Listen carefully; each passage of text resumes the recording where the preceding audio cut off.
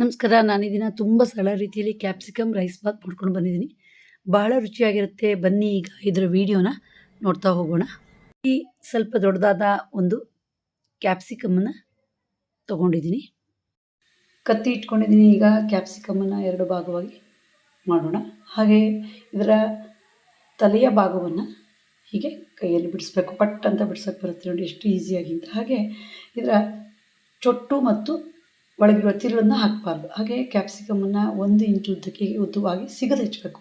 ಯಾವುದೇ ರೈಸ್ ಐಟಮಿಗಾದರೂ ಅಷ್ಟೇ ಉದ್ದವಾಗಿ ಹೋಳುಗಳನ್ನು ಹೆಚ್ಚಿದಾಗ ತಿನ್ನಬೇಕಾದ್ರೆ ಬಾಯಿಗೆ ಸಿಗುತ್ತೆ. ಈಗ ಕ್ಯಾಪ್ಸಿಕಮನ್ನು ಹೆಚ್ಚಾಯಿತು, ಮಸಾಲೆ ರೆಡಿ ಮಾಡೋಣ. ಒಲೆ ಮೇಲೆ ಬಾಣಲೆ ಇಟ್ಕೊಂಡಿದ್ದೀನಿ. 3 ಸ್ಪೂನಷ್ಟು ಶೇಂಗಾ ಹಾಕೋಣ. ಹಾಗೆ ಸಣ್ಣ ಉರಿಲಿ ಉರಿತಾ ಹೋಗೋಣ. ಶೇಂಗಾ ಸ್ವಲ್ಪ ಕೆಂಪಾಗಬೇಕು, ಆದರೆ ಕರಡಿಸ್ಬಾರ್ದು. ಈಗ ಶೇಂಗಾ ಹುರಿದಾಯಿತು. ಹಾಗೆ ಗ್ಯಾಸ್ ಆಫ್ ಮಾಡೋಣ, ಸ್ವಲ್ಪ ತಣ್ಣಗಾಗಲಿ. ಒಲೆ ಮೇಲೆ ಬಾಣಲೆ ಇಟ್ಕೊಂಡಿದ್ದೀನಿ. 5 ಒಣಮೆಣಸಿನ್ಕಾಯಿನ ಪೀಸ್ ಮಾಡಿ ಹಾಕಿದ್ದೀನಿ. ಹೀಗೆ ಪೀಸ್ ಮಾಡಿ ಹಾಕಿ ಹುರಿದ್ರೆ ತುಂಬ ಚೆನ್ನಾಗಿ ಗರಂ ಆಗುತ್ತೆ. 1/4 ಸ್ಪೂನಷ್ಟು ಎಣ್ಣೆ ಹಾಕೋಣ. 25ರಿಂದ 30 ಕರಿಬೇವಿನ ಎಲೆಗಳನ್ನು ಹಾಕೋಣ. ಜಾಸ್ತಿ ಕರಿಬೇವು ಹಾಕೋದ್ರಿಂದ ಬಾತು ತುಂಬ ಘಮ ಅನ್ನುತ್ತೆ, ರುಚಿನೂ ಜಾಸ್ತಿ. ಈಗ ಸಣ್ಣ ಉರಿಲಿ ಫ್ರೈ ಮಾಡ್ತಾ ಹೋಗೋಣ. 1 ಸ್ಪೂನ್ ತುಂಬ ಕೊತ್ತಂಬರಿ ಬೀಜವನ್ನು ಹಾಕೋಣ. ಹಾಗೆ ಕೊತ್ತಂಬರಿ ಸ್ವಲ್ಪ ಫ್ರೈ ಆಗೋದು ಲೇಟು.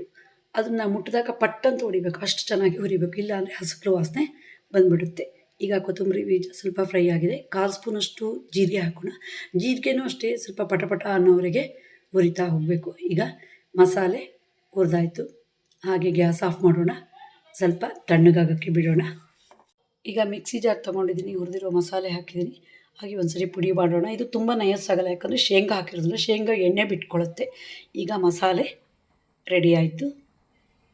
ಒಲೆ ಮೇಲೆ ಬಾಣಲೆ ಇಟ್ಕೊಂಡಿದ್ದೀನಿ. 4 ಸ್ಪೂನಷ್ಟು ಎಣ್ಣೆ ಹಾಕೋಣ. ನಾನು ಹೆಚ್ಚಾಗಿ ಅಡುಗೆ ಕೊಬ್ಬರಿ ಎಣ್ಣೆನೇ ಹಾಕೋದು, ತುಂಬ ರುಚಿ ಕೊಡುತ್ತೆ, ಆರೋಗ್ಯಕ್ಕೆ ಸಹಿತ ಒಳ್ಳೆಯದು. ಎಣ್ಣೆ ಸ್ವಲ್ಪ ಕಾಯೋಕ್ಕೆ ಬಿಡೋಣ.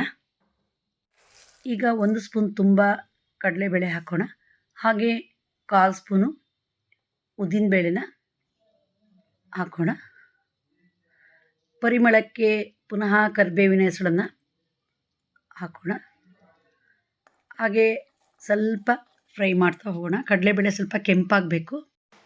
ಈಗ 1/4 ಸ್ಪೂನು ಅರಿಶಿನ ಹಾಕೋಣ. ಹಾಗೆ ಸ್ವಲ್ಪ ಒಗ್ಗರಣೆ ಜೊತೆ ಫ್ರೈ ಮಾಡೋಣ.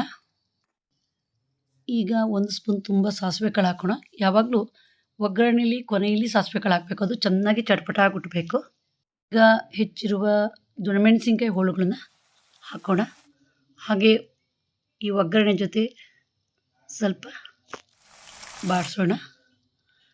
ಹೋಳುಗಳು ಇಷ್ಟು ಬಣ್ಣಕ್ಕೆ ತಿರುಗಿದ ಮೇಲೆ ಮಸಾಲೆ ಪುಡಿನ ಹಾಕೋಣ. ಹಾಗೆ ಒಂದು 5 ನಿಮಿಷ ಮಸಾಲೆ ಪುಡಿ ಈ ಒಗ್ಗರಣೆ ಜೊತೆ ಚೆನ್ನಾಗಿ ಮಿಕ್ಸ್ ಆಗೋ ಅಷ್ಟು ಫ್ರೈ ಮಾಡ್ತಾ ಹೋಗೋಣ. ಈಗ ರುಚಿಗಾಗಷ್ಟು ಉಪ್ಪು ಹಾಕೋಣ. ಪುನಃ ಮಿಕ್ಸ್ ಮಾಡೋಣ. 1 ಲೋಟ ಪಲಾವ್ ಅಕ್ಕಿಗೆ 2 ಲೋಟದಷ್ಟು ನೀರು ಹಾಕಿ ಕುಕ್ಕರಲ್ಲಿ ಅನ್ನ ಮಾಡಿಟ್ಕೊಂಡಿದ್ದೀನಿ. ಈಗ ಈ ಒಗ್ಗರಣೆ ಜೊತೆ ರೆಡಿಯಾಗಿರೋ ಅನ್ನವನ್ನು ಹಾಕೋಣ. ಅನ್ನ ಬಿಸಿ ಇದ್ದರೆ ತಣ್ಣಗಾಗೋವರೆಗೂ ಮಿಕ್ಸ್ ಮಾಡೋಕ್ಕೆ ಹೋಗಬಾರ್ದು, ಮುದ್ದೆ ಆಗಿಬಿಡುತ್ತೆ. ಈಗ ರುಚಿಗೆ 1 ಕಡಿ ಲಿಂಬೆಹಣ್ಣಿನ ರಸವನ್ನು ಹಾಕೋಣ. ಹಾಗೆ ಚೆನ್ನಾಗಿ ಮಿಕ್ಸ್ ಮಾಡ್ತಾ ಹೋಗೋಣ. ಬಹಳ ಸುಲಭವಾಗಿ ಮಾಡುವಂಥ ರೈಸ್ ಬಾತ್ ಇದು. ಇದಕ್ಕೆ ಗರಂ ಮಸಾಲೆ ಇಲ್ಲ, ಶುಂಠಿ ಬೆಳ್ಳುಳ್ಳಿ ಈರುಳ್ಳಿ ಯಾವುದು ಸಹಿತ ಹಾಕದೆ ಮಾಡುವಂಥದ್ದು.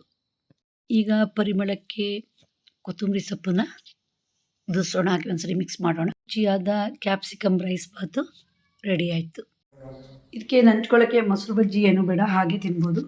ತುಂಬ ಸರಳವಾಗಿ ಮಾಡುವ ಬಾತು ಇದು. ನೀವು ಸಹ ಒಮ್ಮೆ ಟ್ರೈ ಮಾಡಿ ರುಚಿಯನ್ನು ಸವಿರಿ. ನಿಮಗೆ ಈ ವಿಡಿಯೋ ಇಷ್ಟ ಆದರೆ ಲೈಕ್ ಮಾಡಿ, ಶೇರ್ ಮಾಡಿ, ಸಬ್ಸ್ಕ್ರೈಬ್ ಮಾಡಿ. ಧನ್ಯವಾದಗಳು.